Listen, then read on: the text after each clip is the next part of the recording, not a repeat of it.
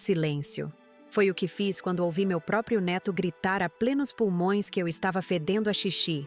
Naquele momento, o restaurante inteiro pareceu congelar. As risadas ao redor da mesa ecoaram como punhaladas no meu peito. Eu, Aparecida Fernandes, 67 anos de vida, respeitada por todos no bairro, estava sendo humilhada publicamente pela minha própria família. E o pior, a ideia veio dela, Cristiane, minha nora, que sussurrou no ouvido do pequeno Lucas antes do grito que me despedaçou por dentro. Sejam bem-vindos ao canal Vovó Lembrou, onde compartilho histórias que muitos idosos vivem, mas poucos têm coragem de contar. Essa que vou narrar hoje vai fazer você sentir tanta indignação quanto eu senti naquela noite. Mas garanto, o final vai aquecer seu coração com a mais doce sensação de justiça. Era um domingo como outro qualquer. O outono em Campinas trazia aquela brisa fresca que sempre me agradou. Meu filho Júlio havia insistido por dias que fizéssemos um jantar em família no restaurante Sabor de Minas. Um lugar sofisticado, onde uma refeição custava mais do que minha aposentadoria semanal. "Mãe, vamos comemorar o sucesso da empresa, você merece", ele dizia ao telefone. Mal sabia ele o quanto suas palavras carregavam ironia. Passei a tarde toda me arrumando. Fui ao salão da Dona Teresa, minha cabeleireira há mais de 25 anos, fiz as unhas e vesti aquele vestido azul marinho que comprei para o aniversário de 15 anos da minha neta Roberta, filha da minha outra filha. Um vestido que guardava com carinho, para ocasiões especiais. Até coloquei um pouco daquele perfume francês que meu falecido marido me deu no nosso último aniversário de casamento. Quando cheguei ao restaurante, vi meu filho Júlio acenando de uma mesa no centro do salão. Eles sempre gostaram de ser vistos, de ocupar espaços onde todos pudessem admirá-los. O restaurante tinha aquelas toalhas de linho brancas, talheres de prata, taças de cristal que tilintavam a cada brinde. Um lugar onde pessoas ricas fingiam que problemas não existiam.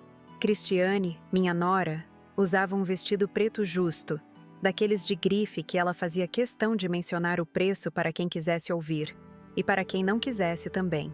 O pequeno Lucas, meu neto de 8 anos, estava com uma roupa que parecia saída de um catálogo, com aqueles sapatos importados que custam mais do que muita gente ganha num mês. Quando me aproximei da mesa, Lucas correu para me abraçar. Senti aquele cheirinho de criança, misturado com o shampoo caro que Cristiane insistia em comprar. "Vovó", ele gritou com aquela alegria que só as crianças conseguem demonstrar sem filtros. Meu coração aqueceu naquele momento. Apesar de tudo, o amor do meu neto sempre foi verdadeiro. Mas então, vi o olhar de Cristiane. Aquele olhar que conheço bem depois de anos convivendo com ela. Um misto de desprezo e inconveniência, como se minha presença manchasse de alguma forma o ambiente refinado que ela tanto prezava. Ela fez um gesto discreto para Lucas, chamando-o para perto. "Venha aqui, filho", disse ela com aquele sorriso falso que eu conhecia tão bem. Lucas obedeceu, como sempre fazia. Vi quando ela se inclinou, cobrindo a boca com a mão, e sussurrou algo no ouvido dele. Os olhinhos dele se arregalaram. Primeiro com surpresa, depois com uma fagulha de malícia que não pertencia àquela idade. Era um reflexo do que via em casa. Não tive tempo de me preparar. Em segundos, Lucas apontou para mim e gritou com toda a força dos seus pequenos pulmões: "Vovó está fedendo, cheirando a xixi!" O som pareceu ecoar pelo restaurante inteiro. As conversas nas mesas ao redor cessaram por um instante. Senti os olhares, alguns de pena, outros de diversão às minhas custas. Meu filho Júlio fingiu uma cara de reprovação, mas vi o canto do seu lábio se erguer num sorriso contido. Cristiane cobriu a boca com um guardanapo de pano, mas seus olhos denunciavam a satisfação. "Lucas, não se fala assim da vovó", Júlio disse, numa bronca tão falsa quanto as joias que Cristiane exibia. "Peça desculpas agora." O menino, confuso com a reação contraditória dos pais, que claramente achavam graça, murmurou um "desculpa", sem entender ao certo o que tinha feito de errado. Como culpá-lo? Ele era apenas o instrumento da crueldade adulta que testemunhava em casa diariamente. Engoli seco. O nó na garganta parecia do tamanho de uma bola de golfe. As lágrimas ameaçaram surgir, mas eu as contive. Não daria esse prazer a eles. Em vez disso, sorri. Um sorriso que aprendi a usar como escudo ao longo da vida. Aquele sorriso que diz, está tudo bem, quando na verdade seu mundo está desabando. Não tem problema, meu amor, falei para Lucas, acariciando seus cabelos. Vovó não está chateada. O garçom, percebendo o clima tenso, aproximou-se para anotar os pedidos. Júlio, como sempre, tomou a frente, escolhendo os pratos mais caros do cardápio. Vinhos importados, entradas sofisticadas. O dinheiro nunca foi problema para ele. Pelo menos era o que ele pensava. Durante todo o jantar, percebi os olhares trocados entre Júlio e Cristiane.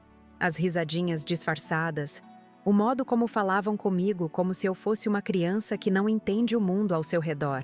Falavam sobre viagens que planejavam, a reforma na mansão, o novo carro importado que Júlio queria comprar. Mãe, a senhora precisa sair mais de casa, fazer atividades.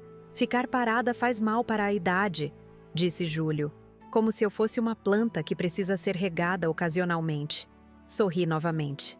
Se eles soubessem o que eu fazia enquanto eles desperdiçavam dinheiro, se soubessem das reuniões com advogados, contadores, investidores, se soubessem que aquele império que exibiam com tanto orgulho estava construído sobre um castelo de cartas, que eu, a vovó que cheira a xixi, poderia derrubar com um sopro.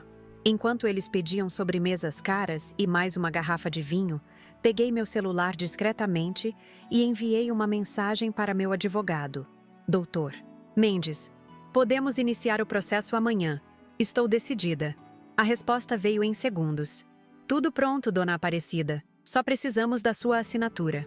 Guardei o celular e observei minha família. Cristiane agora mostrava fotos de suas férias em Dubai para o casal da mesa ao lado. Júlio falava alto sobre seus empreendimentos, exagerando números como sempre fazia. Lucas brincava com o tablet, alheio ao mundo adulto que um dia herdaria. Ou pelo menos era o que pensavam. Naquela noite, voltei para minha casa simples no bairro da Saúde, em São Paulo. Morava sozinha desde que meu marido faleceu, numa casa que Júlio considerava pequena demais, e Cristiane chamava de antiquada, mas era meu refúgio, meu lugar de paz, onde podia ser eu mesma sem julgamentos. Sentei-me na poltrona que foi do meu marido, olhei para nossa foto de casamento na parede e finalmente permiti que as lágrimas viessem. Não eram lágrimas apenas de tristeza, mas também de determinação.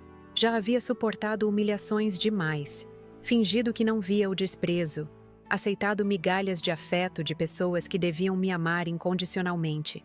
Naquela noite, prometi a mim mesma e à memória do meu marido. Amanhã seria o início de uma nova fase. Eles aprenderiam que idade não significa fragilidade, que rugas não são sinônimo de incompetência, que respeito não se compra com cartões de crédito ou contas bancárias. Adormeci com um plano formado em minha mente. Um plano que faria justiça não apenas para mim, mas para todos os idosos que são tratados como fardos por suas próprias famílias. Mal podia esperar para ver o rosto de Cristiane quando descobrisse que sua vida de luxo estava prestes a desmoronar. Na manhã seguinte, acordei cedo. Preparei meu café, tomei meus remédios para a pressão e vesti uma roupa simples, mas elegante.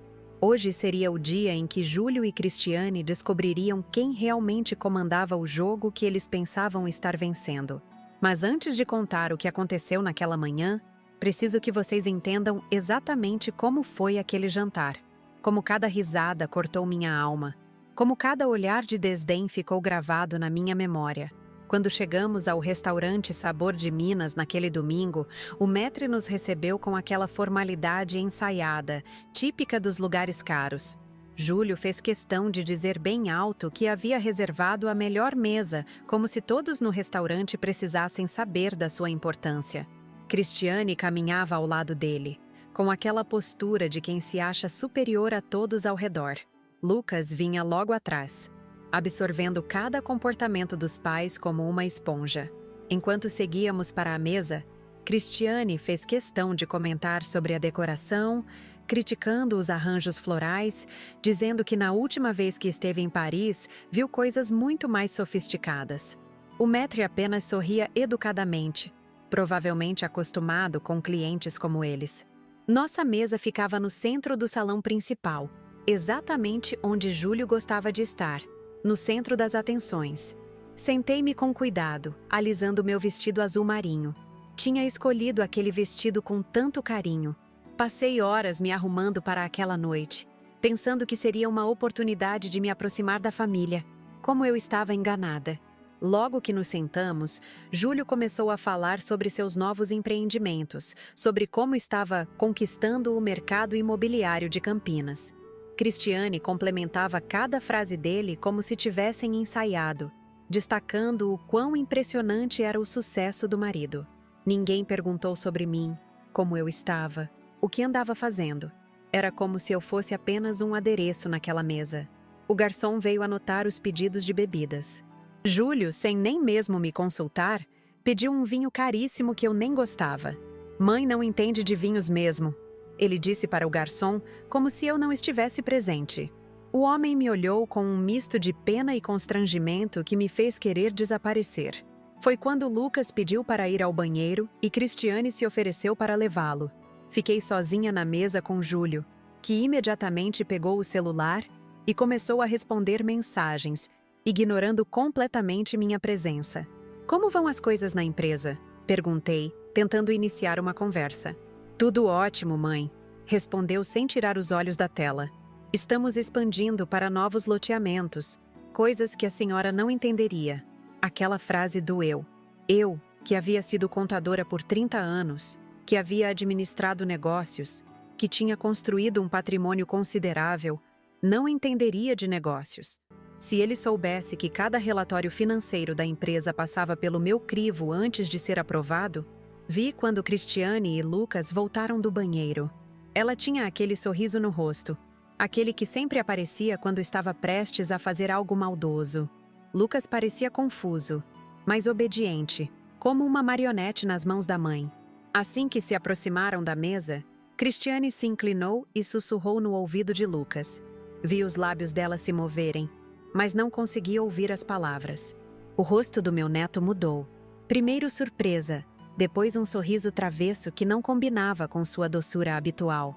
Cristiane se sentou, ajeitou o guardanapo no colo com aquela afetação típica dela e então olhou para Lucas com expectativa. O menino hesitou por um momento, olhando para mim, depois para a mãe. Ela fez um leve aceno de cabeça, quase imperceptível para quem não estivesse atento. Foi o sinal. Vovó está fedendo, cheirando a xixi! Lucas gritou, alto o suficiente para que não apenas nossa mesa, mas todo o restaurante ouvisse. O tempo pareceu congelar. As conversas nas mesas vizinhas cessaram abruptamente. Talheres pararam no ar. Olhos curiosos se voltaram para nossa mesa. Senti meu rosto queimar de vergonha. Um calor que começou no pescoço e subiu até as orelhas.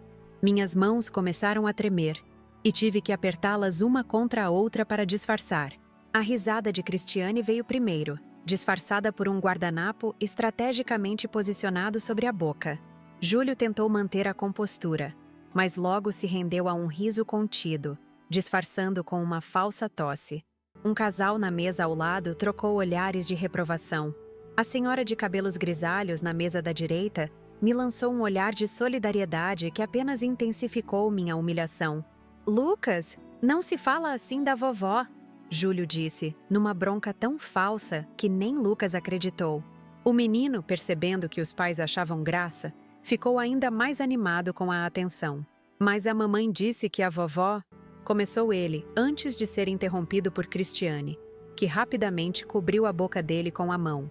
Crianças dizem cada coisa, ela comentou para a mesa ao lado, como se fosse apenas uma travessura infantil, e não uma maldade calculada.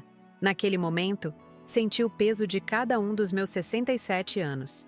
Senti-me pequena, insignificante, descartável.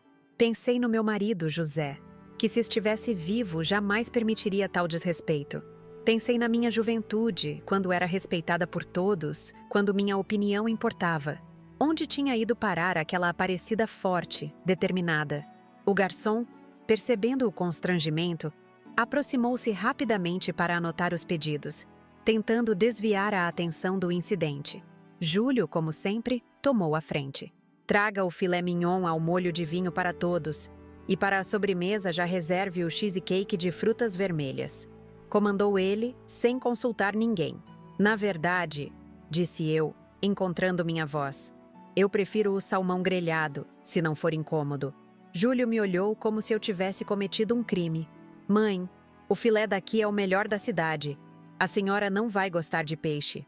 Mesmo assim, prefiro o salmão.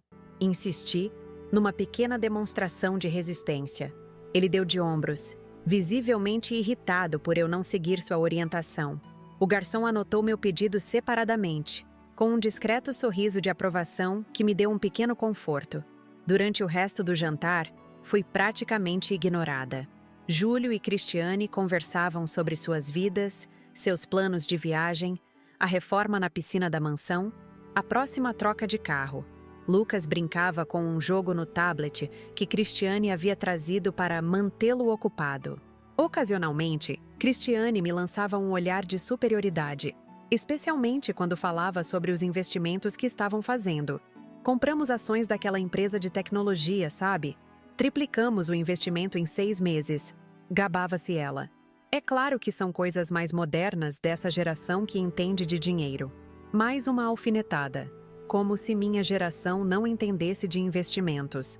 Como se eu não tivesse sido a responsável por construir o patrimônio que agora eles esbanjavam. Quando o salmão chegou, estava perfeitamente grelhado, com ervas frescas e legumes coloridos. Mas mal consegui sentir o sabor. Cada garfada era acompanhada da lembrança daquele grito, das risadas, dos olhares. Mastiguei mecanicamente, engolindo junto com a comida toda a minha dignidade. No fim do jantar, quando veio a conta, Júlio fez questão de pagar com seu cartão Platinum, exibindo-o de forma que todos pudessem ver. Deixou uma gorjeta exageradamente alta, mais para impressionar do que por generosidade. Mãe, quer uma carona até sua casa? Perguntou ele, quando saíamos do restaurante. Havia um tom de obrigação em sua voz, não de genuíno interesse. Não, obrigada. Já chamei um táxi. Menti. Na verdade, pretendia caminhar um pouco antes de pegar um ônibus. Precisava do ar fresco, precisava me recompor, precisava planejar. Como quiser, respondeu ele, visivelmente aliviado por não ter que desviar do seu caminho. Lucas se aproximou para se despedir, meio hesitante, provavelmente confuso com tudo o que havia acontecido. Abaixei-me para abraçá-lo e senti seu pequeno corpo tenso. Ele não tinha culpa. Era apenas uma criança refletindo o ambiente em que vivia. A vovó te ama muito, sabia? Sussurrei no seu ouvido. Ele me abraçou forte então, como se pedisse desculpas sem saber como. Também te amo, vovó, respondeu ele, com aquela sinceridade que só as crianças possuem. Cristiane rapidamente o puxou pela mão. Vamos, Lucas. Está ficando tarde e você tem aula amanhã.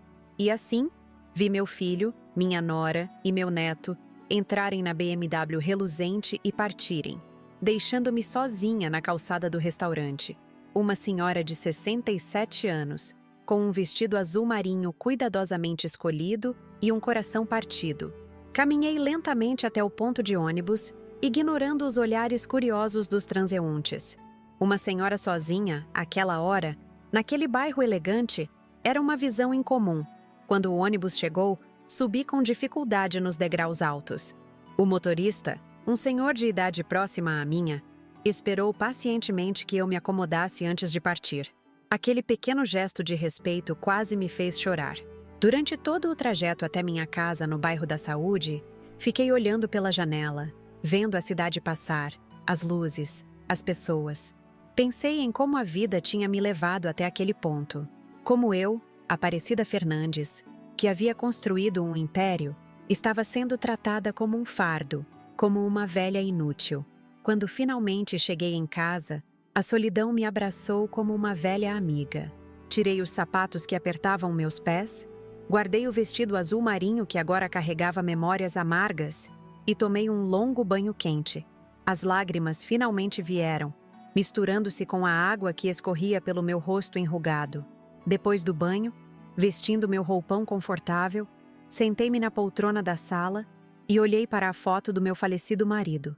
José sorria daquela forma calorosa que sempre me fazia sentir segura. O que você faria no meu lugar, meu velho? Perguntei à foto. Quase pude ouvir sua voz rouca dizendo: o que você sabe que é certo, Cida. Foi então que tomei minha decisão. Peguei o telefone e disquei o número do Dr. Mendes, meu advogado de confiança há décadas. Não me importei com o horário tardio. Sabia que ele atenderia. Dona Aparecida? Respondeu ele com aquela formalidade respeitosa que sempre mantinha. Aconteceu alguma coisa? Sim, Dr. Mendes. Chegou a hora de colocarmos aquele plano em prática, disse, com uma firmeza que surpreendeu até a mim mesma. A senhora tem certeza? É uma decisão bastante drástica, alertou ele. Nunca tive tanta certeza em toda a minha vida, respondi.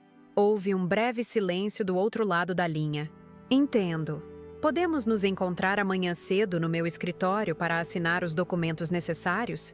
Às 9 horas estarei lá, confirmei. Ao desligar o telefone, senti uma estranha calma me envolver. Não era vingança o que eu buscava. Era justiça. Era respeito. Era uma lição que meu filho e minha nora precisavam aprender. Naquela noite, dormi surpreendentemente bem, sem os pesadelos que costumavam me atormentar. Sonhei com José, jovem como quando nos conhecemos, sorrindo e dizendo que estava orgulhoso de mim. Na manhã seguinte, acordei antes mesmo do despertador tocar. Preparei-me com cuidado, escolhendo uma roupa discreta, mas elegante. Um conjunto de saia e blazer cinza que usava nas reuniões importantes. Prendi meus cabelos grisalhos num coque bem feito e passei apenas um batom discreto. Não era vaidade, era armadura. Enquanto tomava meu café, olhei pela janela da cozinha para o pequeno jardim que cultivava com tanto carinho. As begônias que havia plantado estavam começando a florescer, teimosas e resilientes como eu. Sorri ao ver aquelas flores coloridas, desafiando o concreto ao redor. Somos parecidas, murmurei para elas. Exatamente às 8h30, saí de casa. Preferi caminhar até o escritório do Dr. Mendes, que ficava a algumas quadras de distância. O movimento da caminhada sempre me ajudava a organizar os pensamentos, a fortalecer minhas decisões.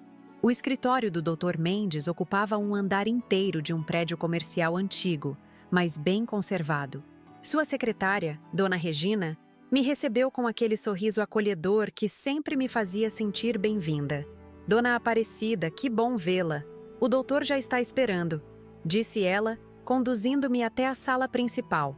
Dr. Mendes estava de pé quando entrei, um gesto de respeito que me comoveu. Alto, com seus cabelos grisalhos e óculos de armação fina, ele emanava confiança e seriedade. Dona Aparecida, cumprimentou-me, indicando a cadeira em frente à sua mesa. Preparei todos os documentos conforme conversamos anteriormente. Sobre a mesa de mogno havia várias pastas organizadas, cada uma etiquetada cuidadosamente. Ele começou a explicar cada documento, cada cláusula, cada consequência legal das ações que estávamos prestes a tomar. Este aqui revoga a procuração que a senhora concedeu ao seu filho para administrar as empresas, explicou, mostrando-me onde assinar. Este outro transfere o controle acionário de volta para a senhora, efetivo imediatamente. Um por um, fui assinando os documentos que desmontariam o castelo de cartas construído por Júlio e Cristiane. Cada assinatura era um ato de libertação, de recuperação do controle da minha própria vida. E este último, disse Dr. Mendes, apresentando um documento mais espesso, é o que cancela sua responsabilidade como fiadora dos empréstimos empresariais e pessoais do seu filho. Hesitei por um momento, a caneta suspensa sobre o papel. Era o passo mais drástico, aquele que teria consequências mais imediatas e devastadoras para Júlio. Ele vai perder a casa? Perguntei, sentindo um último vestígio de dúvida maternal. Dr. Mendes ajustou os óculos, olhando-me com seriedade. Não imediatamente, mas se não conseguir arcar com as prestações, sim, eventualmente o banco executará a hipoteca. Respirei fundo, lembrando-me do olhar de Cristiane, das risadas no restaurante, do desrespeito acumulado por anos. Eles precisam aprender o valor do dinheiro, do trabalho honesto, disse, mais para mim mesma do que para ele, e assinei. Ao terminar, Dr. Mendes reuniu todos os documentos. Providenciarei o registro imediato de tudo. Até o final do dia, a situação estará oficializada. Quanto tempo até que eles percebam? Perguntei. Provavelmente amanhã, quando tentarem fazer alguma movimentação financeira, respondeu ele. A senhora quer que eu os notifique formalmente ou prefere fazer isso pessoalmente? Pensei por um momento. Deixe que descubram por si mesmos primeiro. Depois conversarei com meu filho. Saí do escritório sentindo-me mais leve, mais forte do que me sentira em anos. Não era apenas o alívio de ter tomado uma decisão difícil. Era a sensação de ter recuperado algo que havia perdido, minha dignidade. No caminho de volta para casa, passei por uma floricultura e comprei um vaso de orquídeas brancas, as favoritas de José. Levei-as para casa e coloquei-as na mesinha da sala, ao lado da foto dele. Está feito, meu velho, disse para a fotografia sorridente. Agora é esperar a tempestade chegar. E chegaria mais rápido do que eu imaginava. Naquela mesma tarde, enquanto arrumava meus antigos livros de contabilidade no escritório improvisado que mantinha em casa, o telefone tocou. Era Marlene, minha amiga de décadas, a única pessoa além do Dr. Mendes que sabia dos meus planos. E então, Cida, fez mesmo o que me disse que ia fazer? Perguntou ela, a voz misturando preocupação e curiosidade. Fiz, Marlene. Acabei de voltar do escritório do Dr. Mendes. Está tudo assinado e registrado. Respondi enquanto me sentava na cadeira de balanço perto da janela. Meu Deus do céu! E agora? O que você espera que aconteça? Olhei para o jardim lá fora, onde as begônias teimosas continuavam a florescer. Justiça, Marlene. Apenas justiça. Você sabe que eles vão ficar furiosos, não é? O Júlio, principalmente. Ele sempre teve aquele gênio forte, igual ao pai. Sorri ao pensar na comparação. Júlio pode ter herdado a aparência do José, mas não herdou seu caráter. José jamais permitiria que alguém desrespeitasse a própria mãe. Marlene ficou em silêncio por alguns segundos. Éramos amigas há tanto tempo que podíamos entender os silêncios uma da outra. Você quer que eu vá até aí? Não é bom ficar sozinha num momento desses. Não precisa, minha amiga. Prefiro enfrentar isso sozinha, pelo menos no começo. Depois te conto tudo, palavra por palavra. Após desligar, fiquei pensando em como tinha chegado até ali. Como eu, Aparecida Fernandes, ex-contadora respeitada, viúva de um homem bom, havia me tornado invisível para minha própria família. Quando foi que o respeito se transformou em tolerância e depois em desdém? Talvez tenha começado quando José faleceu, há 5 anos. Nosso único filho, Júlio, insistiu para que eu vendesse nossa casa e fosse morar com eles. A senhora não pode ficar sozinha, mãe. E aquela casa é grande demais para uma pessoa só, argumentava ele. O que não disse com palavras, mas demonstrou com atitudes, era que queria controlar o dinheiro da venda, somado ao seguro de vida que José havia deixado. Resisti. Mantive minha casa, minha independência. Foi quando comecei a perceber as primeiras mudanças no comportamento de Júlio e Cristiane. Visitas que se tornaram mais raras, telefonemas apressados, desculpas para não me incluir em eventos familiares. Mas o dinheiro eles nunca recusavam. Quando Júlio veio com a ideia de abrir a empresa imobiliária, foi a mim que recorreu para o investimento inicial. É um negócio garantido, mãe. A senhora vai ter retorno em dobro, prometeu. E eu, movida pelo amor maternal e pelo desejo de ver meu único filho prosperar, concordei. Assinei os papéis que ele me trouxe. Investi todas as economias que José e eu havíamos acumulado durante décadas de trabalho árduo. Mas, diferentemente do que Júlio imaginava, não assinei de olhos fechados. Durante toda a minha vida profissional como contadora, aprendi a ler as entrelinhas, a entender o que não estava escrito, a prever consequências financeiras a longo prazo. Por isso, trabalhei secretamente com o Dr. Mendes para garantir que, embora o dinheiro fosse investido na empresa de Júlio, o controle acionário permaneceria comigo. Montamos uma estrutura societária onde eu aparecia como sócia minoritária nos documentos que Júlio via, mas como controladora majoritária nos registros oficiais. Era uma rede de proteção que eu esperava nunca precisar usar. Uma precaução que o Dr. Mendes sugeriu e que, no fundo, eu sabia ser necessária. Da mesma forma, quando Júlio e Cristiane decidiram comprar a mansão no condomínio Jardins de Ipanema, veio o pedido. Mãe, só preciso que a senhora assine como fiadora. É pura formalidade. A empresa está indo super bem. E mais uma vez, assinei.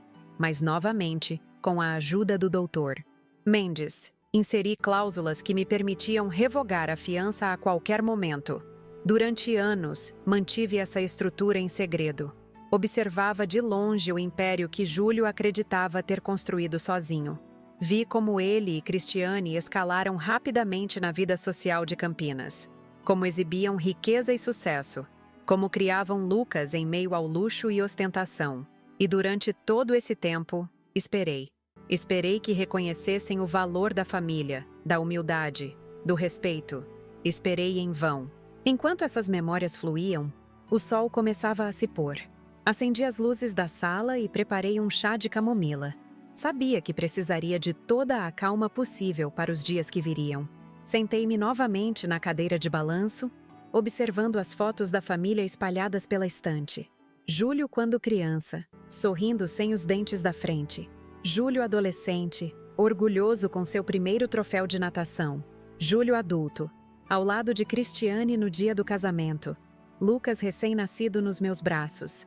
O telefone tocou novamente, interrompendo meus pensamentos. Era um número que não reconheci imediatamente. Alô? Senhora Aparecida Fernandes? Uma voz masculina, formal. Sim, sou eu. Aqui é Renato, do Banco Mercantil. Estamos tentando contato com o senhor Júlio Fernandes, mas não conseguimos localizá-lo. A senhora saberia nos informar como podemos encontrá-lo? É um assunto urgente relacionado às contas da empresa. Então já havia começado. As engrenagens estavam se movendo mais rápido do que eu imaginava.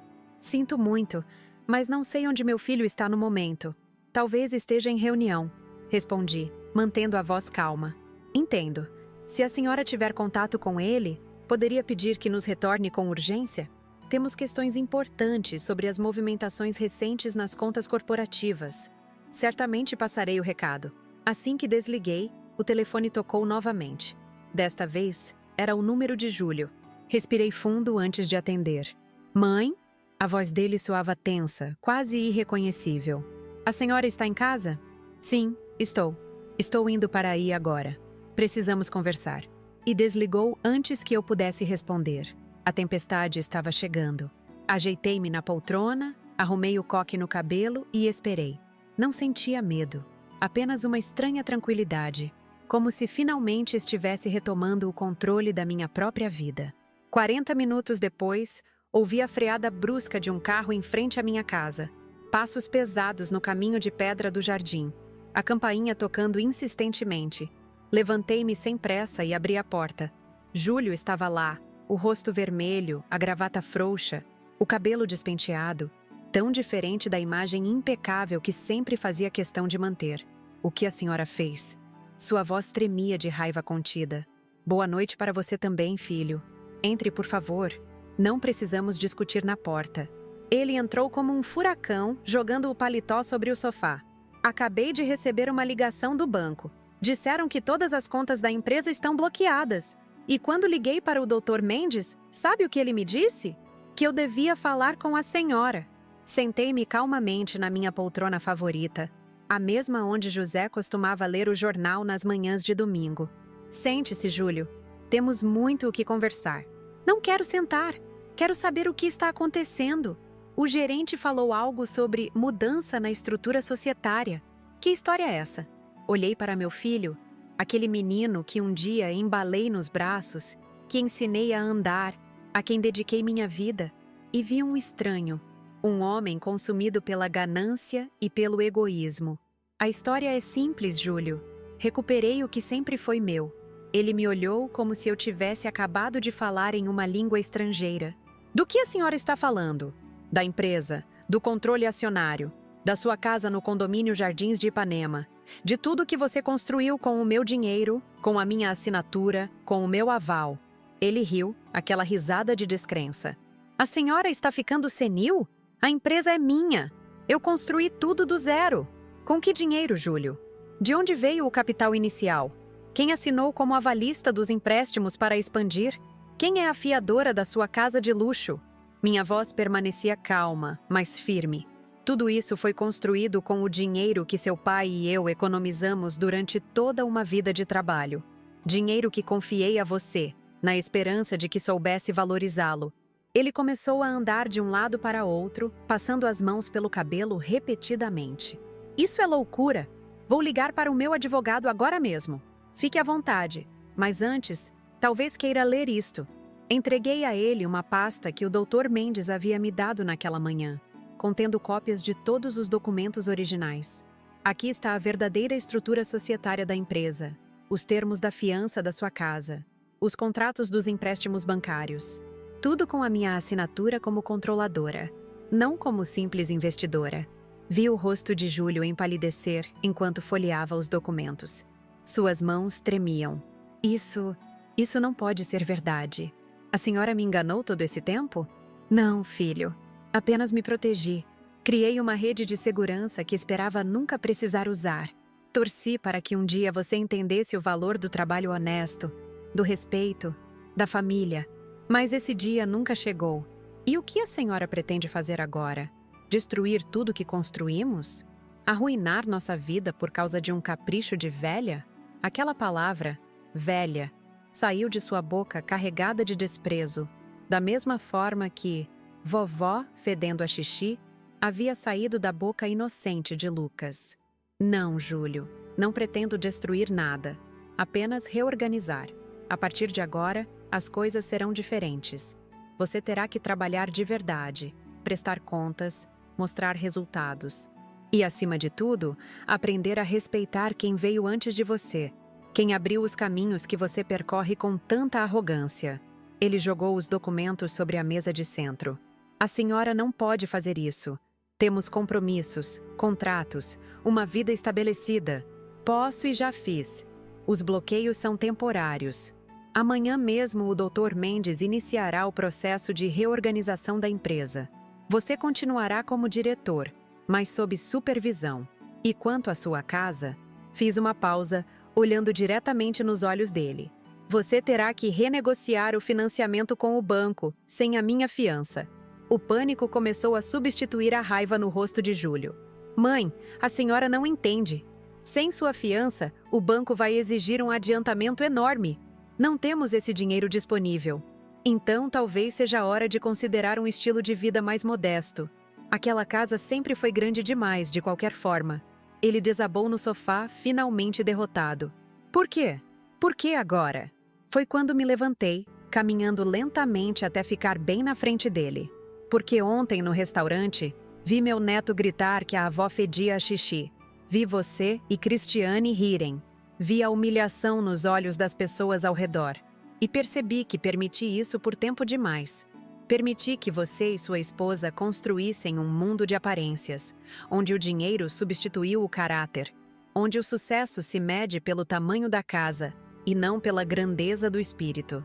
Pela primeira vez naquela noite, vi algo diferente nos olhos de Júlio. Não era raiva, nem desespero. Era vergonha. Foi só uma brincadeira de criança, murmurou ele sem me encarar. Não, não foi. Foi o resultado da educação que você e Cristiane estão dando a Lucas. Uma educação baseada no desrespeito, na arrogância, na falsa superioridade. E eu não permitirei que meu neto cresça acreditando que isso é normal. O silêncio tomou conta da sala. Lá fora, ouvia-se apenas o canto dos grilos e o farfalhar das folhas nas árvores do jardim.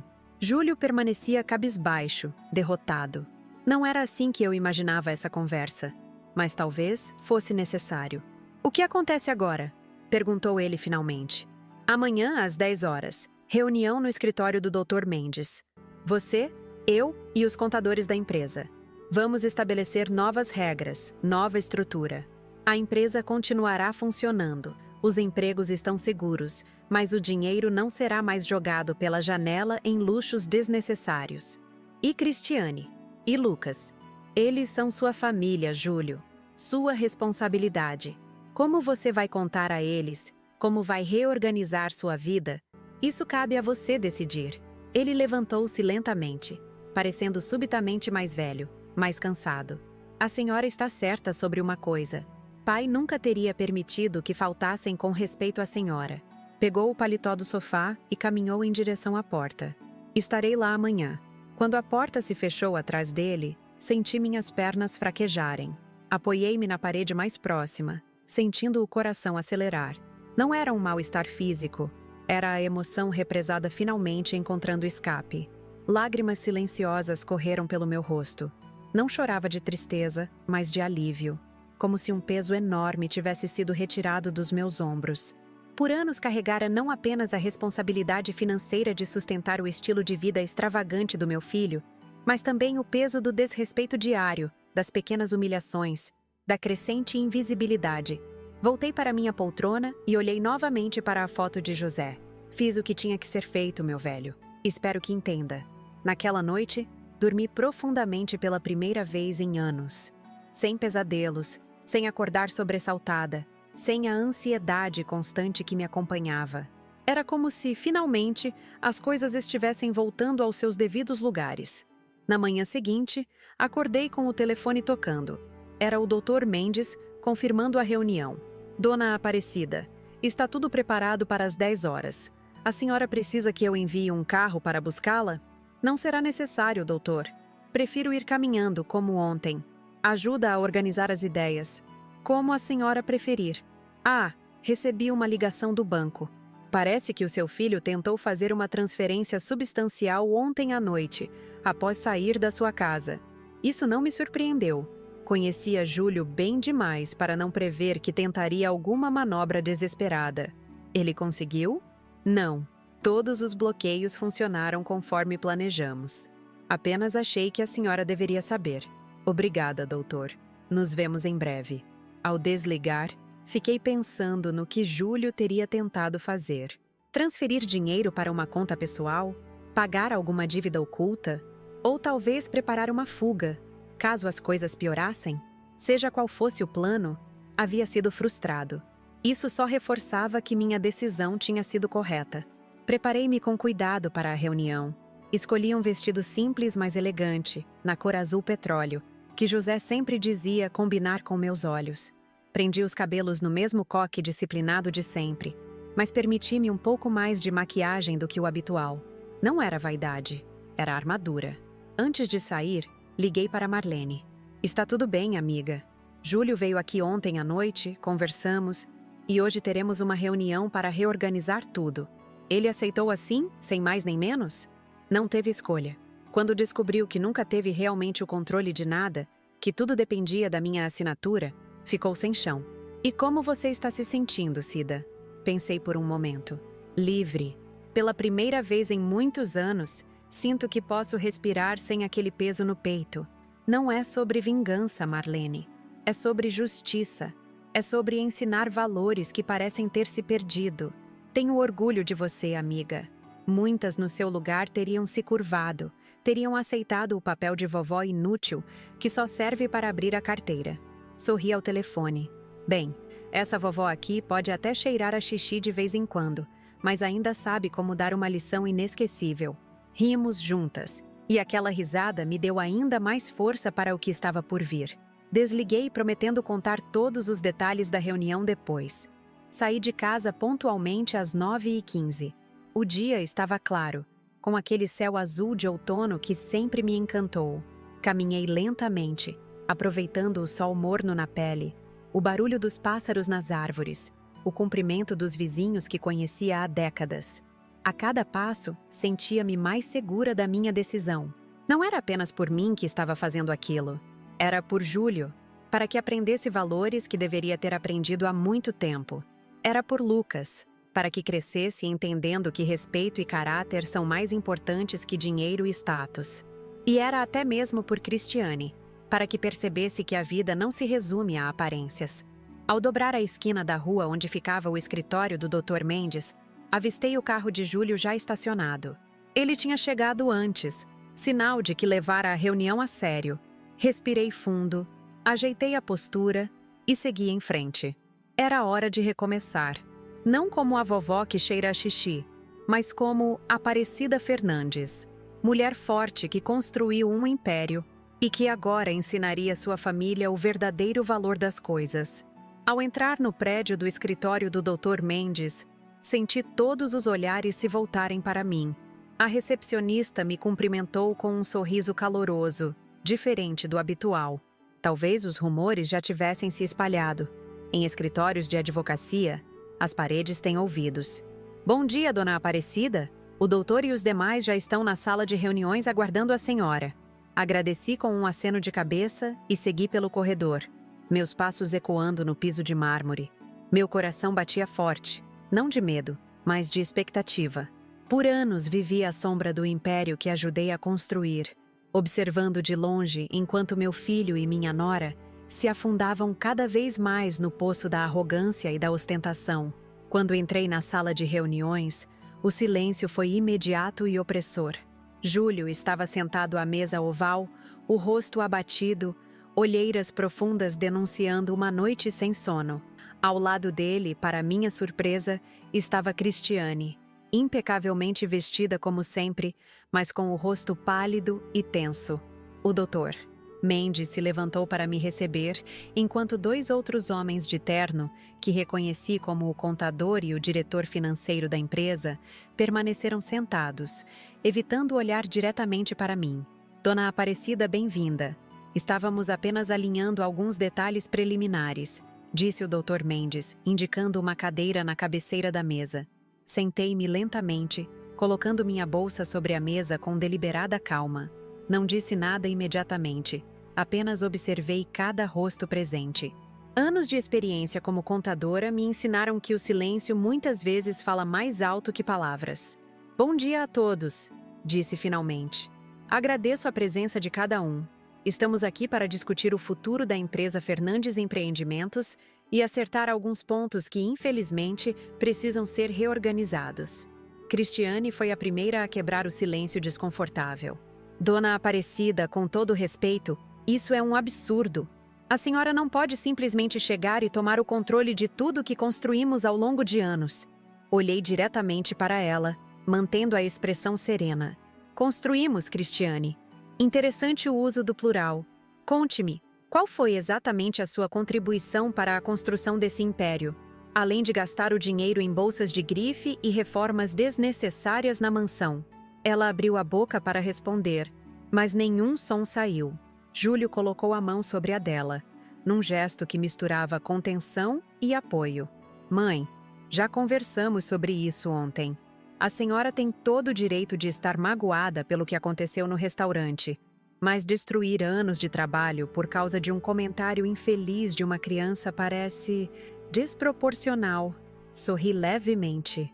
Júlio, se você acha que estou fazendo tudo isso por causa de um único incidente, então você realmente não entendeu nada. O episódio do restaurante foi apenas a gota d'água, o momento em que percebi que não podia mais ficar em silêncio enquanto vocês construíam uma vida baseada em valores distorcidos, usando dinheiro que não era de vocês. O Dr. Mendes pigarreou suavemente e começou a distribuir algumas pastas. Se me permitem, preparei um relatório detalhado da situação atual da empresa e da reestruturação proposta pela dona Aparecida. Acredito que facilitará nossa conversa. Enquanto todos folheavam os documentos, observei as expressões mudarem gradualmente. O contador empalideceu ao ver os números reais, sem os malabarismos contábeis que Júlio havia ordenado ao longo dos anos. O diretor financeiro soltou um suspiro audível ao ver a lista de gastos pessoais que Júlio e Cristiane haviam classificado como despesas empresariais. Isso não pode estar certo, murmurou o contador, passando o dedo por uma linha específica do relatório. Esses apartamentos em Guarujá estão listados como propriedade da empresa, mas são usados exclusivamente pela família. Assim como o jatinho particular que foi adquirido ano passado, supostamente para agilizar reuniões com investidores, acrescentou o Dr. Mendes, ajustando os óculos. Curiosamente, os registros mostram que foi usado principalmente para viagens de lazer à Europa e aos Estados Unidos. Cristiane começou a se agitar na cadeira, o verniz de sofisticação começando a rachar. Tudo isso é perfeitamente explicável. Júlio, diga alguma coisa! Meu filho permaneceu em silêncio, os olhos fixos nos documentos à sua frente. Reconheci aquela expressão, a mesma que fazia quando criança, pego em alguma travessura que não podia negar. Senhores, disse eu, dirigindo-me ao contador e ao diretor financeiro. Não os chamei aqui para julgar ninguém. Vocês são profissionais competentes que, acredito, apenas seguiram ordens. O que precisamos agora é reorganizar a empresa de forma transparente e sustentável. O diretor financeiro levantou a cabeça, parecendo aliviado. A senhora não vai nos demitir? Por que deveria? Precisarei de pessoas que conheçam bem a empresa para implementar as mudanças necessárias. Virei-me para o Dr. Mendes. Poderia explicar as principais alterações? Ele assentiu e começou a detalhar o novo modelo de gestão.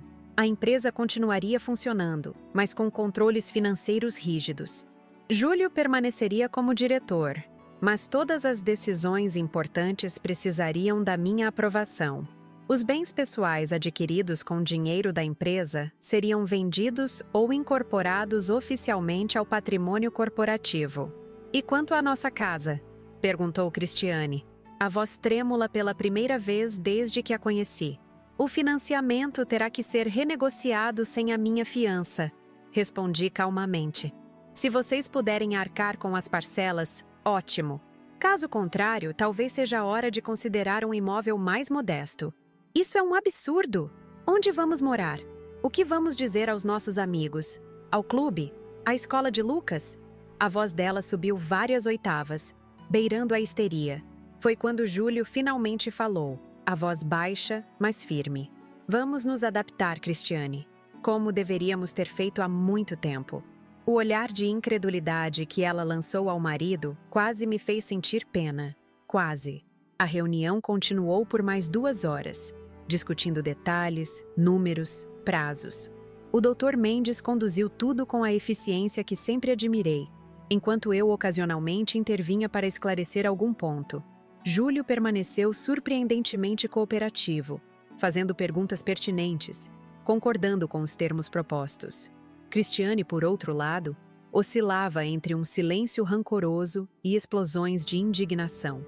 Ao final, quando os documentos foram assinados e os detalhes acertados, o contador e o diretor financeiro se retiraram, visivelmente aliviados por manterem seus empregos.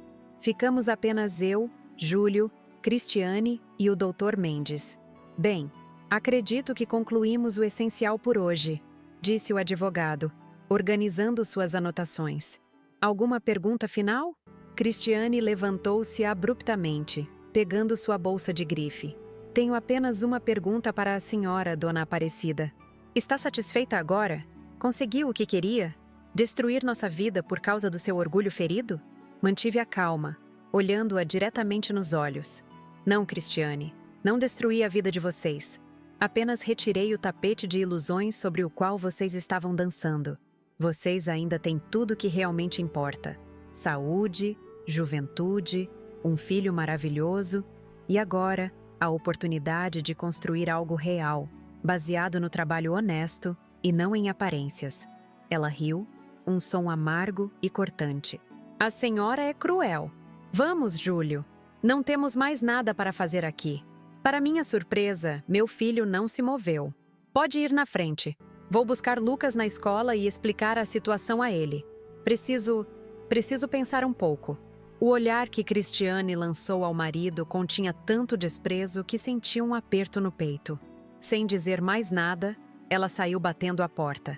Ficamos em silêncio por alguns momentos, até que o Dr. Mendes discretamente se retirou, deixando-me a sós com meu filho. Ela vai pedir o divórcio, sabia? Disse Júlio finalmente, um sorriso triste nos lábios. Já vinha ameaçando há algum tempo, por motivos bem menos sérios que este. Aquilo me surpreendeu. Sinto muito, filho. Não era minha intenção interferir no seu casamento. Ele deu de ombros. Talvez seja melhor assim. Há muito tempo vivemos uma farsa, mãe. Uma casa enorme onde mal nos falamos. Viagens caras onde tiramos fotos sorridentes para o Instagram, enquanto brigamos nos bastidores. Talvez a senhora tenha nos feito um favor. Aquelas palavras me atingiram como um soco. Em todos os meus cálculos, em todos os cenários que imaginei, nunca considerei que meu filho pudesse, no fundo, estar tão infeliz quanto eu. Júlio, eu... Não precisa dizer nada, mãe. Ele me interrompeu gentilmente. A senhora está certa sobre tudo. Papai teria vergonha do homem que me tornei, do pai que sou para Lucas. Estendeu a mão e segurou a minha sobre a mesa. Suas mãos estavam frias, trêmulas. Vai ser difícil explicar para Lucas que não podemos mais comprar tudo o que ele quer, que talvez tenhamos que mudar para uma casa menor, trocar de escola. Crianças são mais resilientes do que imaginamos, respondi, apertando sua mão. E talvez seja bom para ele aprender o valor real das coisas. Júlio assentiu, os olhos úmidos. Posso pedir um favor? A senhora poderia vir comigo buscar Lucas na escola hoje? Acho que ele precisará da avó mais do que nunca. Senti meu coração se apertar. Claro, filho. É claro que vou. Saímos juntos do escritório, caminhando lado a lado pelas ruas de São Paulo. Não conversamos muito, cada um perdido em seus próprios pensamentos.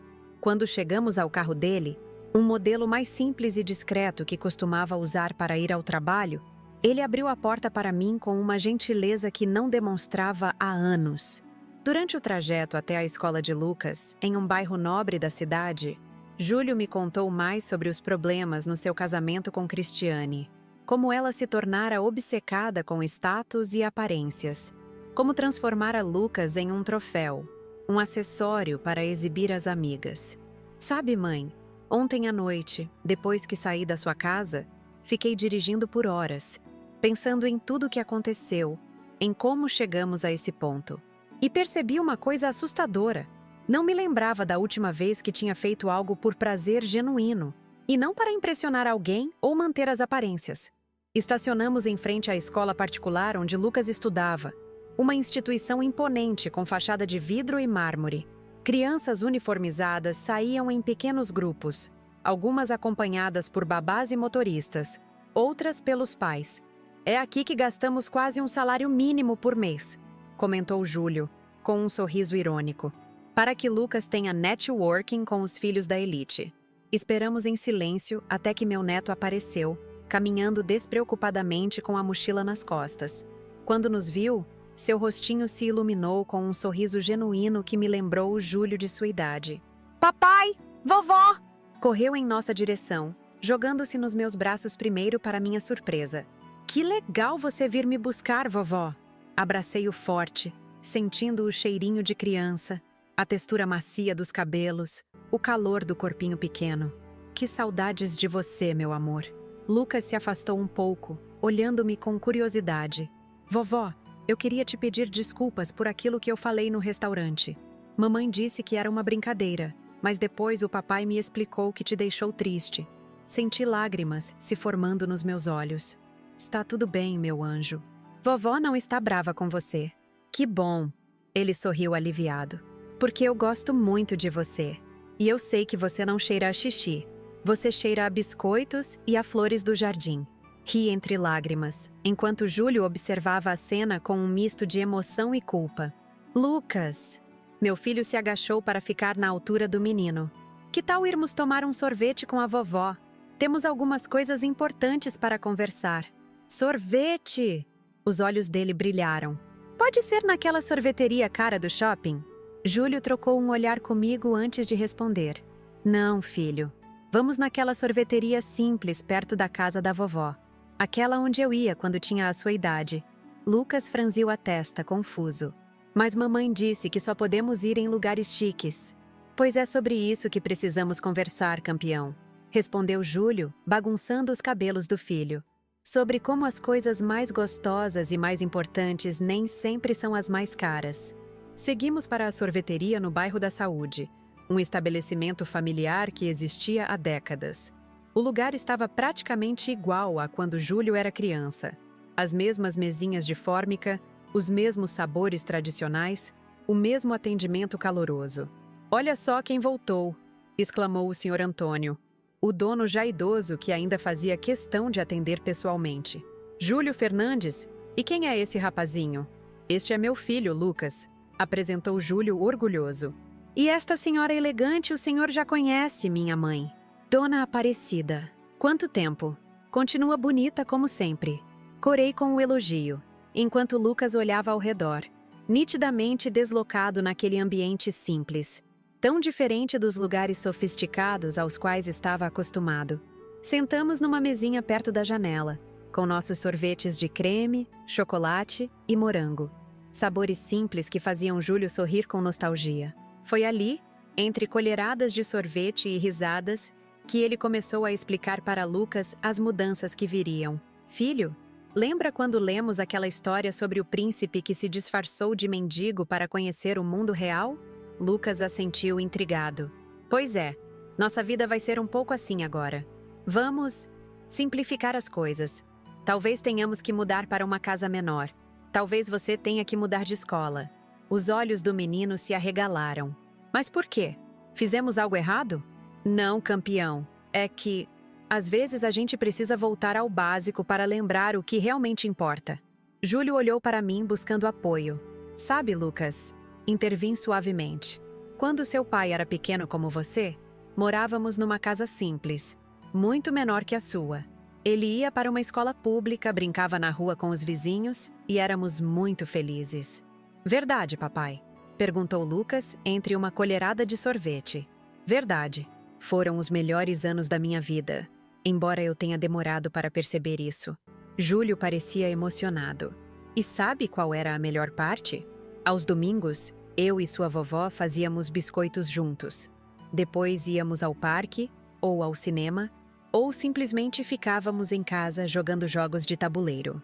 E a gente pode fazer isso agora? Perguntou Lucas, os olhos brilhando com uma empolgação genuína que me emocionou. Podemos, filho. Podemos fazer isso e muito mais. Observando aquela cena, senti uma paz que não experimentava há anos. Meu plano de vingança tinha se transformado em algo completamente diferente. Uma chance de recomeço, de reconexão, de redescoberta dos valores que realmente importavam. Quando terminamos os sorvetes e voltamos para o carro, Lucas sentou no meu colo no banco de trás, contra todas as regras de segurança, apenas por alguns momentos, para me dar um abraço apertado. Vovó, ele sussurrou no meu ouvido. Eu prefiro muito mais essa sorveteria simples do que aquelas chiques que a mamãe me leva. O sorvete é muito mais gostoso. Sorri, acariciando seus cabelos. Às vezes as coisas mais simples são as melhores, meu amor. Júlio, pelo retrovisor, observava a cena com um sorriso sereno. Nossos olhares se cruzaram e, naquele momento silencioso, compartilhamos uma compreensão profunda. Não eram os bloqueios bancários, nem a perda do controle da empresa, nem a ameaça de perder a mansão que haviam realmente abalado meu filho. Era o despertar para uma verdade que ele, no fundo, já conhecia. A vida que construíra era um castelo de areia, bonito por fora, vazio por dentro. E agora, diante das ruínas desse castelo, surgia a oportunidade de construir algo novo, algo verdadeiro, algo que nenhum banco poderia bloquear, nenhum tribunal poderia dividir, nenhuma ostentação poderia substituir. Uma família real, unida não por aparências e posses, mas por amor e respeito. A vingança silenciosa que planejei acabou se revelando muito mais poderosa do que imaginei. Não apenas recuperei o controle do meu dinheiro, mas também ajudei a recuperar algo muito mais precioso, a alma do meu filho. As semanas seguintes trouxeram mudanças que nem nos meus sonhos mais ousados eu poderia ter imaginado. A vida tem dessas coisas. Quando pensamos que estamos no controle, ela nos surpreende com reviravoltas que transformam tudo o que conhecíamos. 3 dias depois daquela tarde na sorveteria, recebi uma ligação de Júlio. Sua voz soava diferente, mais leve talvez, apesar das circunstâncias difíceis. Mãe, Cristiane saiu de casa, disse ele sem rodeios. Levou as roupas, as joias, tudo o que conseguiu carregar. Disse que não vai viver como uma pobretona e que vai para a casa dos pais até resolvermos a situação. Fechei os olhos por um momento, sentindo um misto de emoções contraditórias. Por um lado, sentia uma pontada de culpa por ter desencadeado a crise que agora separava uma família. Por outro, não podia deixar de pensar que talvez fosse o melhor para todos. Sinto muito, filho. Como Lucas está lidando com isso? Um suspiro cansado do outro lado da linha. Surpreendentemente bem. Ele chorou um pouco quando ela se despediu, mas depois ficou mais tranquilo. Acho que as crianças percebem mais do que imaginamos. Ele provavelmente já sentia a tensão entre nós há muito tempo. E você? Como está se sentindo? Houve uma pausa longa antes da resposta. Aliviado, para ser sincero. É como se tivesse tirado um peso das costas. Um casamento de aparências é exaustivo, mãe. Depois daquela conversa, começamos uma nova rotina. Júlio e Lucas passaram a me visitar quase diariamente. No início, eram visitas tensas, carregadas de incertezas. Lucas perguntava constantemente pela mãe, que ligava apenas uma vez por semana, sempre com desculpas para não vê-lo pessoalmente. Júlio tentava explicar ao filho, com palavras simples, que a mãe precisava de um tempo para organizar as ideias. Enquanto isso, o império financeiro que havíamos construído sofria uma reestruturação completa.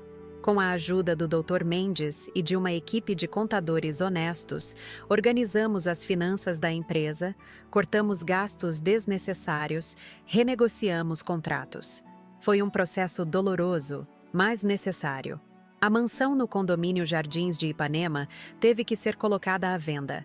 Sem minha fiança, o banco exigiu um adiantamento que Júlio não tinha condições de pagar. Era o fim de um sonho para muitos, mas para mim, era apenas o fechamento de um capítulo que nunca deveria ter sido escrito.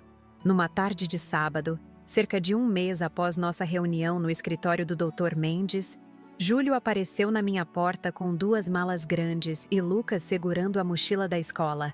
Mãe, podemos ficar aqui por um tempo? Até encontrarmos um apartamento que caiba no novo orçamento? Aquele pedido me pegou de surpresa. Minha casa era modesta, com apenas 2 quartos. O meu e o antigo quarto de Júlio, que eu havia transformado em escritório após sua saída. Era apertado para 3 pessoas, mas o brilho de esperança nos olhos do meu filho me impediu de hesitar. É claro que podem. Esta sempre será a casa de vocês. Lucas correu para me abraçar, enterrando o rosto na altura da minha cintura. Oba, vou dormir na casa da vovó. Tem biscoitos? Ri, afagando seus cabelos. Sempre tenho biscoitos para você, meu amor. E podemos fazer mais juntos, se quiser. Os olhos dele brilharam. Igual o papai fazia quando era pequeno?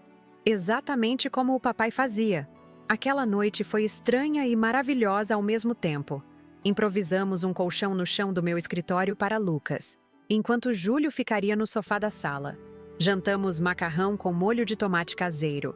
Uma refeição simples que deixou Lucas impressionado. É o macarrão mais gostoso que já comi, declarou, pegando sua 3ª porção. Na nossa casa, a empregada nunca fazia comida assim gostosa.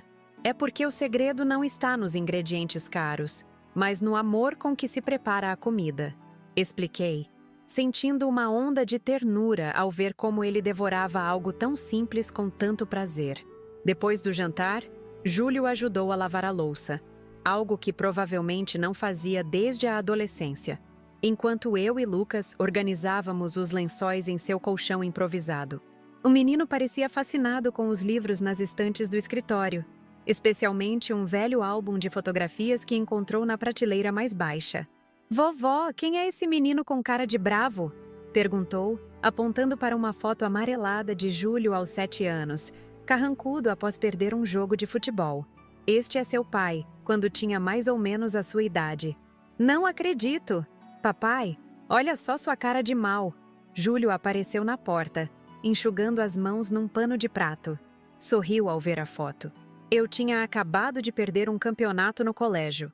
Fiquei emburrado por dias. "Como eu fiquei quando perdi no videogame semana passada?" perguntou Lucas, fazendo a conexão com sua própria experiência. "Exatamente. Algumas coisas não mudam, mesmo depois de tantos anos. E assim começamos nossa nova vida. Os 3 gerações dos Fernandes sob o mesmo teto modesto. No início foi difícil, principalmente para Júlio, acostumado com o luxo e o espaço da mansão. O banheiro único causava filas pela manhã. A cozinha pequena mal comportava nós 3 ao mesmo tempo. O barulho da rua, sem a proteção dos muros altos do condomínio, incomodava nas primeiras noites. Mas havia também uma magia naquela simplicidade forçada. À noite, quando Lucas já estava dormindo, Júlio e eu conversávamos na varanda dos fundos, tomando chá como fazíamos quando ele era adolescente. Aos poucos, fui redescobrindo meu filho. Não o empresário arrogante dos últimos anos, mas o Júlio que conheci um dia, sensível, inteligente, capaz de profundas reflexões. "Sabe, mãe", disse ele numa dessas noites, olhando para as estrelas que mal se viam entre os prédios, "nunca pedi desculpas de verdade pelo que aconteceu no restaurante, por ter permitido que Cristiane e Lucas a humilhassem daquele jeito.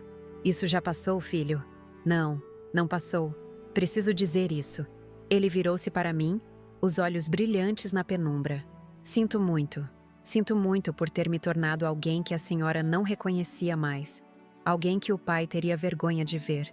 Estendi a mão e toquei seu rosto, como fazia quando ele era pequeno e precisava de conforto após um pesadelo. "Seu pai estaria orgulhoso do homem que você está se tornando agora, Júlio. Não olhamos para os tropeços, mas para a forma como nos levantamos depois deles." Uma semana se transformou em 2, depois em 1 mês. A casa que antes parecia pequena demais começou a se ajustar aos seus novos habitantes. Lucas adaptou-se surpreendentemente rápido. A nova escola, pública como a que Júlio frequentara na infância, inicialmente o assustou. "As carteiras são de madeira, vovó, e tem gente de todos os tipos lá", comentou no primeiro dia, entre chocado e fascinado. Mas crianças têm essa capacidade maravilhosa de se adaptarem. Logo ele estava fazendo amigos, voltando para casa com histórias animadas sobre jogos no pátio, professoras gentis, descobertas diárias. Não havia mais a pressão constante para ser o melhor, o mais rico, o mais bem vestido. Era apenas Lucas, um menino de 8 anos descobrindo o mundo real. Júlio, por sua vez, enfrentou desafios maiores. A reestruturação da empresa significou cortes profundos, inclusive no seu próprio salário. De magnata imobiliário a gerente com renda limitada, a transição foi brutal. Houve noites em que o encontrei na sala, após Lucas dormir, com a cabeça entre as mãos, lutando contra o desespero. "Como pude ser tão irresponsável, mãe? Como deixei chegar a esse ponto?"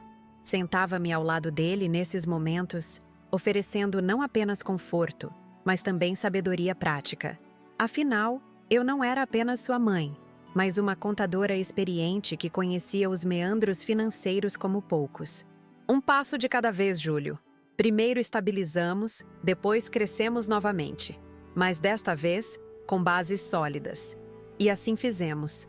Júlio se dedicou à empresa como nunca antes. Sem o luxo para distraí-lo, sem a pressão social de Cristiane, ele mergulhou no trabalho com uma energia renovada.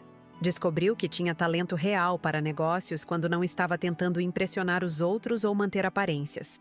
Os primeiros resultados positivos começaram a aparecer em cerca de 2 meses. Um contrato importante que parecia perdido foi recuperado. Um terreno que estava parado há anos finalmente começou a ser desenvolvido. Funcionários que antes viam Júlio como um patrão arrogante começaram a respeitá-lo como um líder que agora trabalhava ao lado deles, entendendo cada aspecto do negócio. Em casa, nossa rotina ganhou contornos de uma felicidade simples que eu não experimentava desde os tempos em que José era vivo. Nas manhãs de domingo fazíamos biscoitos juntos. Eu, Júlio e Lucas cobertos de farinha da cabeça aos pés, rindo das formas estranhas que Lucas criava. À tarde, íamos ao parque do bairro, onde Lucas brincava com outras crianças enquanto Júlio e eu conversávamos sentados num banco, observando. "Ele está diferente, não está?" comentou Júlio numa dessas tardes, observando Lucas correr livremente com um grupo de crianças. As roupas simples sujas de terra, o rosto corado de alegria genuína. "Está mais criança", respondi. Antes ele parecia um adulto em miniatura, sempre preocupado em dizer a coisa certa, usar a roupa certa. Cristiane tinha essa obsessão. Queria que ele fosse perfeito em tudo, que impressionasse as amigas dela. "E você?" Ele olhou para mim, um sorriso triste nos lábios. Eu estava ocupado demais tentando ganhar mais dinheiro para manter o estilo de vida que ela exigia. Mal percebi como isso estava afetando Lucas. A ausência de Cristiane tornava-se cada vez mais notável com o passar das semanas. As ligações para Lucas, já raras no início, praticamente cessaram após ela descobrir que estávamos morando na minha casa modesta, como ela a chamou com desdém na última conversa com Júlio. Ela pediu o divórcio oficialmente. Júlio me contou uma noite, após Lucas dormir. Quer metade de tudo. O advogado dela está ameaçando com todo tipo de processo se não concordarmos com os termos. E o que o doutor Mendes disse? Que ela não tem chances. A estrutura da empresa está protegida. A mansão já está à venda para pagar o banco. E o que sobrar mal cobrirá outras dívidas. Não há muito para dividir, na verdade. Júlio parecia surpreendentemente calmo ao dizer isso, como se a perspectiva de perder os bens materiais não o afetasse mais. O que me preocupa é Lucas. Ela está exigindo a guarda, mas ao mesmo tempo mal pergunta como ele está. É como se fosse apenas mais um item na lista de bens a serem divididos. Aquilo me entristeceu profundamente, não pelo comportamento de Cristiane, que apenas confirmava o que eu sempre soube sobre seu caráter, mas pelo meu neto, que merecia uma mãe presente e amorosa. Lucas é forte, filho, e ele tem a nós. Vamos garantir que nunca lhe falte o que realmente importa. E assim fizemos. Enquanto os advogados discutiam divisão de bens, custódia compartilhada e pensões, nós três construíamos algo que nenhum tribunal poderia dividir: memórias. Memórias de piqueniques no parque, de noites de jogos de tabuleiro, de histórias contadas antes de dormir, de lições de matemática na mesa da cozinha. Cerca de 4 meses após aquela fatídica noite no restaurante, recebemos uma notícia surpreendente. Uma das propriedades da empresa, um terreno no interior de São Paulo que estava praticamente esquecido, havia sido requisitado para um grande projeto governamental. A indenização oferecida era substancial, não o suficiente para recuperar tudo o que fora perdido, mas o bastante para proporcionar um novo começo. Podemos comprar um apartamento decente, disse Júlio analisando os números. Nada luxuoso como antes, mas um lugar espaçoso para mim e Lucas, talvez no mesmo bairro que a senhora. Sorri, sentindo uma mistura de alegria e uma pontada de tristeza. Vocês vão me deixar então? Júlio me olhou surpreso. A menos que a senhora queira se mudar conosco, podemos procurar um lugar com 3 quartos. Balancei a cabeça, sabendo que era hora de mais uma transição. Esta é minha casa, filho, onde vivi com seu pai, onde criei você. Mas ficarei feliz em ter vocês por perto. E assim foi. Encontraram um apartamento modesto, mas confortável, a apenas 4 quadras da minha casa. A mudança foi simples. Eles não tinham acumulado muitos pertences durante a estadia comigo. Lucas insistiu em levar alguns dos livros antigos que encontrou no meu escritório, incluindo um exemplar gasto de O Pequeno Príncipe, que havia pertencido a Júlio. No dia da mudança, enquanto organizávamos os poucos móveis que haviam comprado, o interfone tocou. Era Cristiane, querendo ver Lucas. Foi a primeira vez em quase 5 meses que ela manifestou interesse em estar pessoalmente com o filho. Júlio hesitou, olhando para mim em busca de conselho. Acha que devo deixar? Ela ainda é mãe dele, Júlio. Por mais difícil que seja para nós, Lucas tem o direito de manter esse vínculo. Ele concordou, e Cristiane veio buscar Lucas para um passeio. Quando a vi entrando no apartamento simples, não pude deixar de notar como ela parecia deslocada em seu vestido de grife e sapatos caros. Seus olhos percorreram o ambiente com mal disfarçado desdém, até pousarem em mim. Dona Aparecida, cumprimentou secamente. Vejo que conseguiu o que queria. Mantive a calma, pensando apenas no bem-estar de Lucas, que observava a cena com olhos atentos. Olá, Cristiane. É bom ver que você está bem. Lucas correu para abraçá-la. E por um momento, vi um lampejo de emoção genuína nos olhos dela. Talvez houvesse esperança, afinal. Talvez essa lição difícil tivesse ensinado algo a todos nós. Quando eles saíram, Júlio sentou-se pesadamente no sofá. Acha que fiz a coisa certa deixando-o ir com ela? Sentei-me ao lado dele, segurando sua mão. Acho que fizemos a única coisa que podíamos fazer, filho. O resto está nas mãos do tempo. Naquela noite, voltei para minha casa sozinha pela primeira vez em meses. O silêncio parecia ensurdecedor após tantas semanas de vozes, risadas, até mesmo discussões ocasionais. Sentei-me na varanda com uma xícara de chá, olhando para o céu estrelado, pensando em como a vida dá voltas inesperadas. Comecei aquela jornada movida pela indignação, pela humilhação, pelo desejo de justiça. Planejei uma vingança que acabou se tornando uma redenção.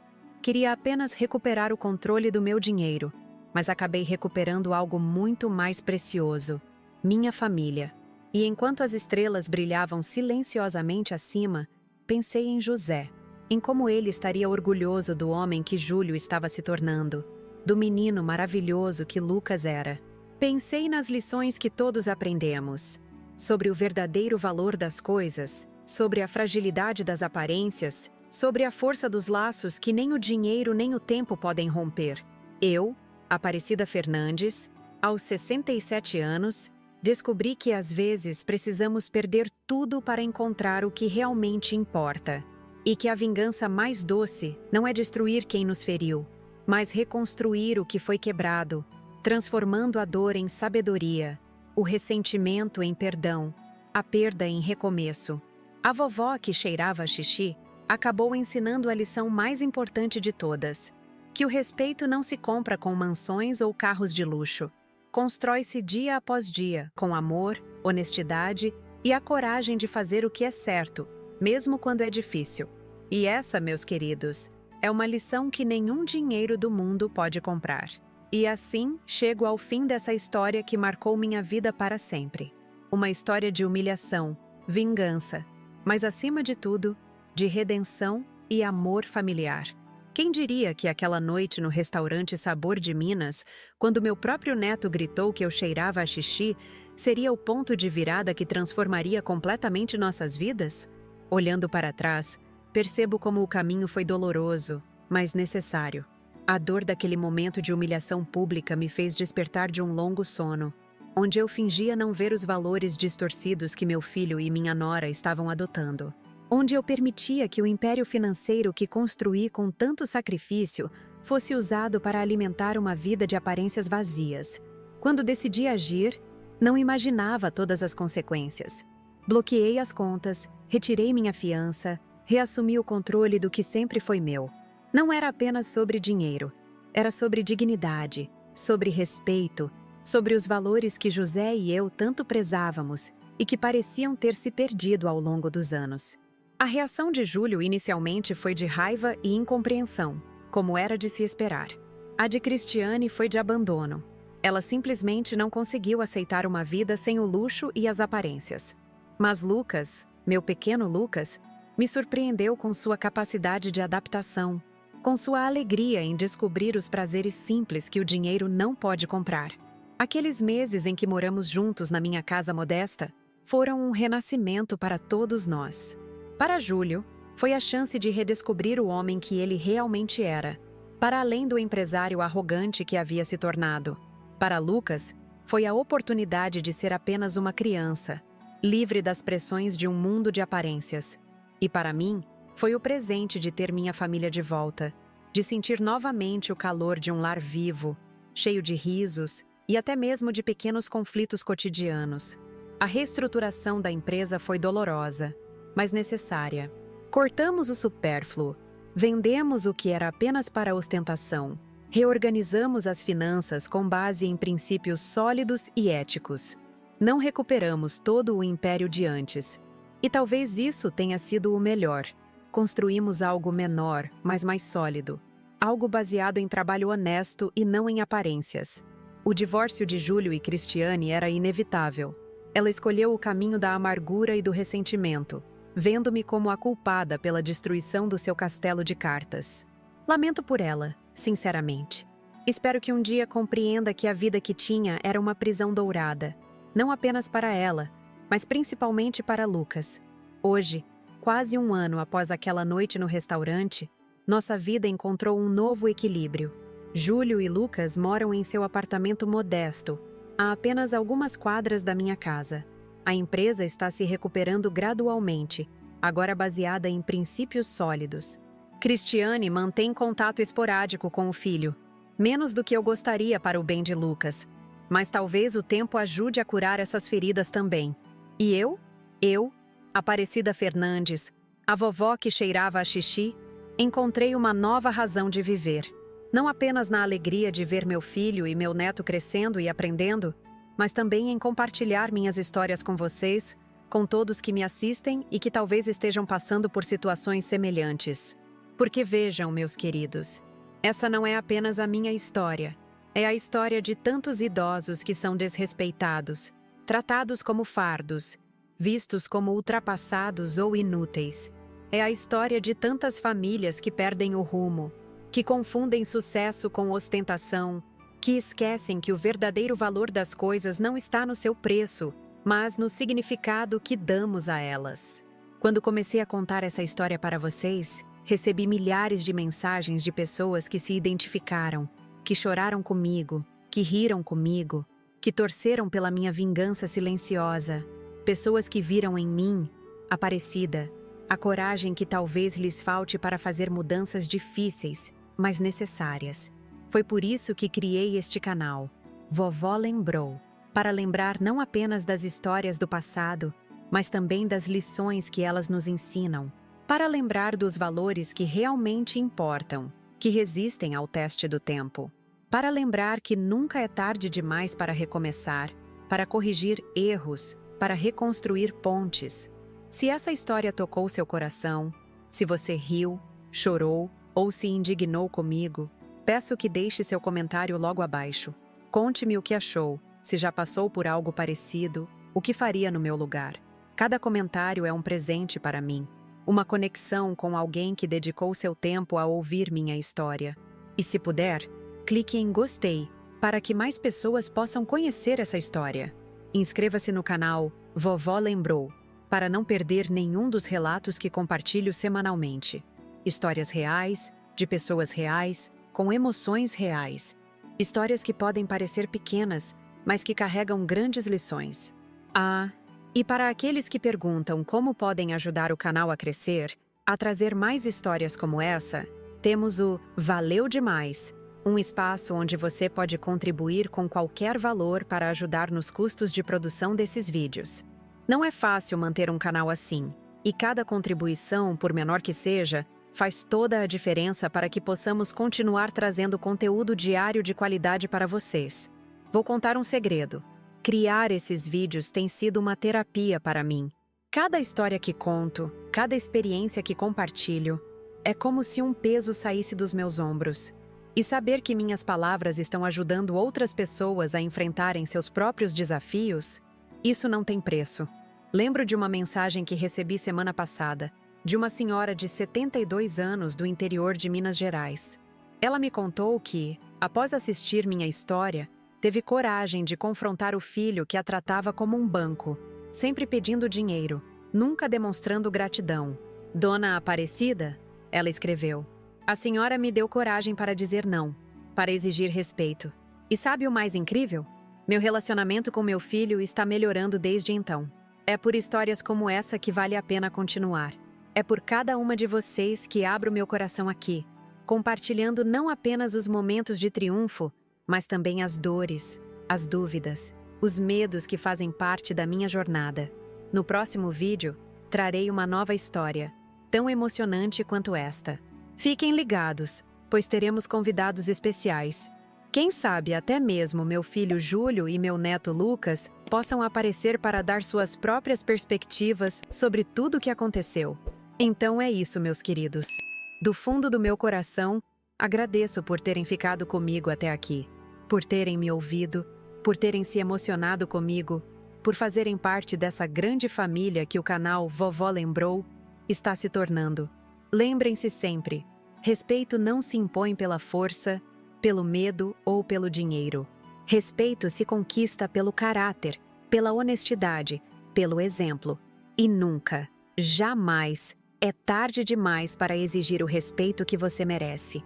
Aqui se despede, com o coração cheio de gratidão, esta vovó que um dia foi humilhada por cheirar a xixi, mas que teve a última risada ao ensinar a lição mais importante de todas, a de que os verdadeiros valores familiares não têm preço. Até o próximo vídeo.